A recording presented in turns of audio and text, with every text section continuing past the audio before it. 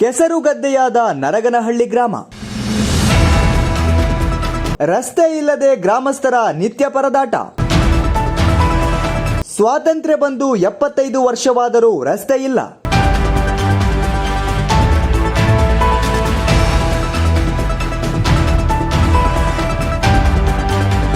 ಸ್ವಾತಂತ್ರ್ಯ ಬಂದು 75 ವರ್ಷವಾದರೂ ಈ ಗ್ರಾಮಕ್ಕೆ ಮಾತ್ರ ಸರಿಯಾದ ರಸ್ತೆ ಇಲ್ಲ.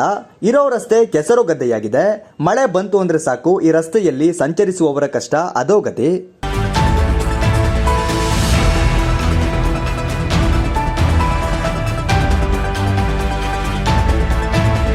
ಆ ಗ್ರಾಮ ಯಾವುದು, ಅಲ್ಲಿ ಏನಾಗಿದೆ ಅಂತೀರಾ? ಈ ಸ್ಟೋರಿ ನೋಡಿ. ಇಲ್ಲಿ ಮಕ್ಕಳೆಲ್ಲ ಓಡಾಡೋದು ಸ್ಥಿತಿಯಲ್ಲ ಇದೀವ ನಾವು. ಜೀವನ ನಾವು ಮಾಡಬೇಕಾ? ಇಲ್ಲಿ ನೋಡಿ ನೀವೇ, ಇಲ್ಲಿ ಎಷ್ಟೊಂದು ಇದಿದೆ. ಬಂದ್ರೆ ಇಲ್ಲಿ ಮನೆ ಎಲ್ಲ ಹೊಡೆಯಕ್ ಬರ್ತಾರೆ. ನಿಮ್ ಪರಿಸ್ಥಿತಿ ಹೇಗಿದೆ ಅಂತ ಓಟಿಗೆ ಮಾತ್ರ ಕೇಳಕ್ ಬರ್ತಾರೆ. ಓಟ್ ಮಾತ್ರ ಹಾಕ್ಬೇಕಷ್ಟೇ. ನಮಗೆ ರೋಡ್ ಚರಂಡಿ ಬರ್ಬೇಕು, ನಮಗೆ ನೀರಿಂದು ಸೌಲಭ್ಯ ಸರಿಯಾಗಿ ಮಾಡ್ಕೊಡ್ಬೇಕು. ಈ ಕೆಸರಲ್ಲಿ ಓಡಾಡ್ತಾರ? ಇಲ್ಲಿ ಕೆಸರಲ್ಲಿ ಇಲ್ಲಿ ಓಡಾಡ್ಬೇಕಾ? ನೋಡಿ ನೀವೇ, ನಿಮ್ಮ ಪರಿಸ್ಥಿತಿ ನೋಡಿ ನೀವು ಹೇಳ್ಬೇಕು. ನಮ್ಮನೆಗೆ ಚರಂಡಿ ಇಲ್ಲ, ನಮ್ಮನೆ ಲಾಸ್ಟ್. ಮೇಲಿಂದ ನೀರು ಬಂದಿದ್ದೆಲ್ಲ ನಮ್ಮನೆ ಒಳಗೂ ನುಗ್ಗುತ್ತೆ. ನಾವು ಏನ್ ಮಾಡ್ಬೇಕಂತ ಗೊತ್ತಾಗ್ತದೆ. ನಮ್ಮನೇಲಿ 2 ಸಣ್ಣ ಮಕ್ಳು ಇದಾವೆ. ಈಗ ಡೆಂಗು ಅಂತಾನು ಹೇಳ್ತಿದ್ದಾರೆ. ಈ ತರ ಚರಂಡಿಯಲ್ಲಿ ನೀರು ಬಂದು ಮನೆ ಮುಂದ್ಗಡೆ ನಿಲ್ಲುತ್ತೆ. ಮೇಲದೆಲ್ಲ ನೀರು. ಯಾರು ಇಲ್ಲಿ ಬಂದು ನೋಡ್ತಾ ಇಲ್ಲ. ನಾವೇ ಎಷ್ಟಂತ ಮಾಡ್ಬೇಕಂತ. ಈ ಅಕ್ಕಪಕ್ಕದವರು ಯಾರು ಬರಲ್ಲ ಇಲ್ಲಿ ಮನೆಗೆ. ಖಾಲಿ ಹಾಳು ಬಿಟ್ಟಿದ್ದಾರೆ ಮನೆ. ನಮ್ಮ ಮನೆಗೆ ತುಂಬಾ ನೀರು ತುಂಬುತ್ತೆ. ಕೆಸರುಗದ್ದೆಯಲ್ಲಿ ಸಂಚರಿಸುತ್ತಿರುವ ಗ್ರಾಮಸ್ಥರು, ಬಿದ್ದು ಎದ್ದು ಹೋಗುತ್ತಿರೋ ವಿದ್ಯಾರ್ಥಿಗಳು, ವೃದ್ಧರು. ಈ ದೃಶ್ಯ ನೋಡಿದ್ರೆ ಇದೇನಪ್ಪ ಇವರು ರಸ್ತೆ ತೋರಿಸ್ತಾ ಇದ್ದಾರಾ ಅಥವಾ ಕೆಸರುಗದ್ದೆ ತೋರಿಸ್ತಾ ಇದ್ದಾರೆ ಎಂಬ ಅನುಮಾನ ಮೂಡದೇ ಇರದು.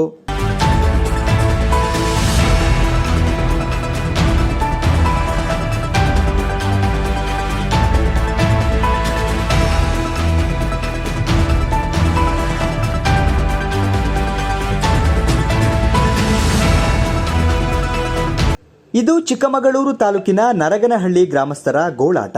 ಮಳೆಗಾಲ ಬಂತು ಅಂದ್ರೆ ಸಾಕು, ಇಲ್ಲಿನ ವಿದ್ಯಾರ್ಥಿಗಳು, ಗ್ರಾಮಸ್ಥರು, ವೃದ್ಧರು ಸಂಚಾರ ಮಾಡಲು ಹರಸಾಹಸ ಪಡಬೇಕಾದ ಪರಿಸ್ಥಿತಿ ನಿರ್ಮಾಣವಾಗಿದೆ.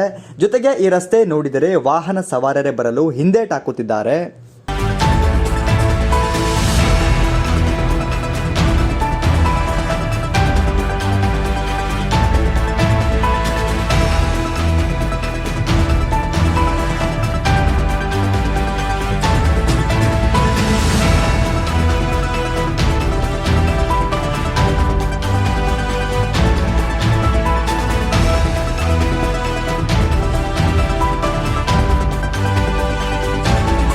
ಇಲ್ಲಿನ ಸ್ಥಳೀಯರು ಮಾತನಾಡಿ, ನಾವು ಹಲವು ಬಾರಿ ಸಂಬಂಧಪಟ್ಟ ಅಧಿಕಾರಿಗಳಿಗೆ ಮನವಿ ಮಾಡಿದರೂ ಕೂಡ ಯಾರು ಕೂಡ ಸ್ಥಳಕ್ಕೆ ಬಾರದೆ ಹಿಂದೇಟಾಕುತ್ತಿದ್ದಾರೆ.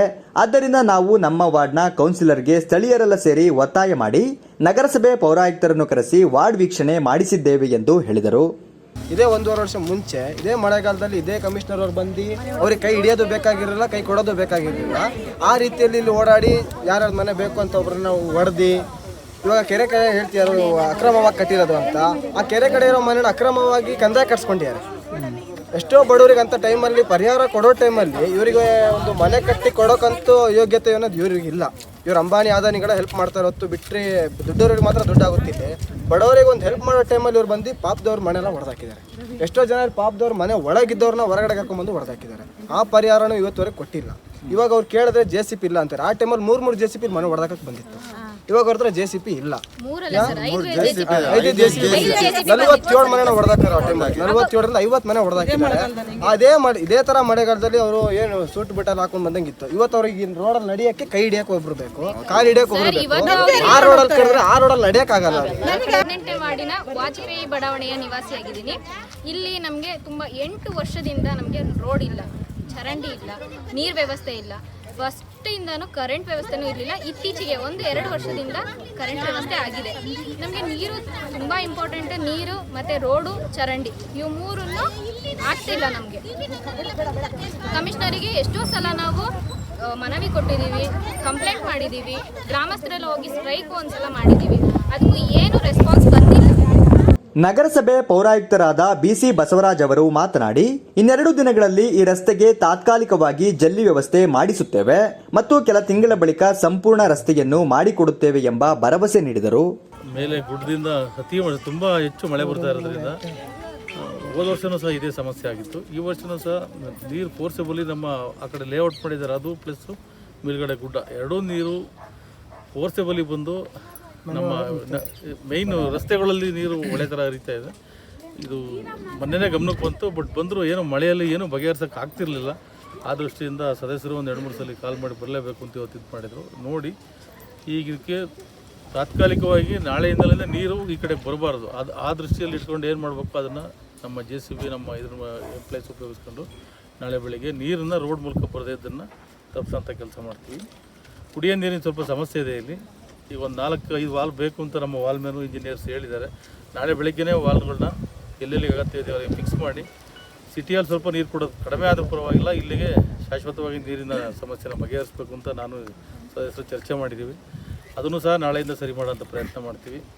ಇನ್ನು ಮುಂದಿನ ನಮ್ಮ ಕೌನ್ಸಿಲ್ ಸಭೆಯಲ್ಲಿ DCನೇ ಅಡ್ಮಿನಿಸ್ಟ್ರೇಟ್ ಆಗಿರೋದ್ರಿಂದ ಅವರೊಂದಿಗೆ ಚರ್ಚೆ ಮಾಡಿ ಈ ಒಂದು 3 ರೋಡ್ ಇದೆ, ಅಡ್ಡ ರೋಡ್ 1-2 ಇದೆ, ಅವಾಗ ತಾತ್ಕಾಲಿಕವಾಗಿ ಈಗ ಫಸ್ಟು ಜಲ್ಲಿ ಅನ್ನಾರು ಹಾಕಿ ಸರಿಪಡಿಸೋಂಥ ಕೆಲಸ ಮಾಡಬೇಕು. ಓಡಾಡೋಕ್ಕಾಗ್ತಿಲ್ಲ, ಖಂಡಿತ ಅದನ್ನು ಮಳೆಯೆಲ್ಲ ನಿಂತು ಸರಿಯಾಗೋದ್ರೊಳಗಡೆ ರೋಡ್ ಕೆಲಸ ಮಾಡಿಕೊಡ್ತೀವಿ.